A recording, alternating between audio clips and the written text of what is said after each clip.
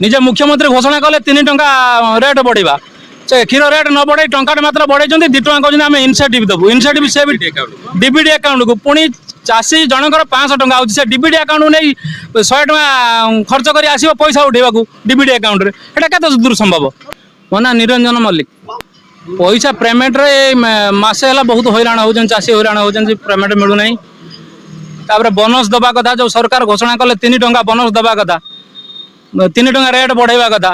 ये टंकाटे रेट बढ़ाऊँ 2 टंका बोनस आकार देवे बोली कहते एपर्तन से भी क्लीयर होनी चाषी मसे है पैसा पाई पारना बहुत हैरान असुविधा होती आम 10 दिन जो 10 दिन पेमेंट हो 10 दिन बराबर ठीक टाइम रे पेमेंट हो आ बाकी 3 टंका जो सरकार बढ़ई से 3 टंका चाषी को डायरेक्ट दि जाऊ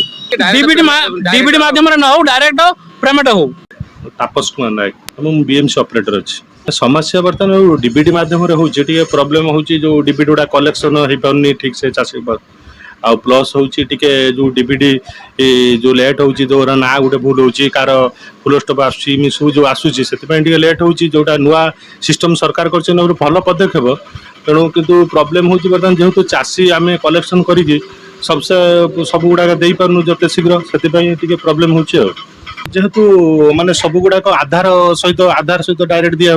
तेणु आधार गुड़ा सब लिंक हो पार्नी कार केवाईसी प्रोब्लेम अच्छी तार से गोटे गोटे गला बेलू प्रोब्लेम होमर आईएफएस कोड मध्यम पेमेंट शीघ्र हो जाता बर्तमान जेहेतु डीबीडी मध्यम तेणु प्रोसेस करने लेट हो।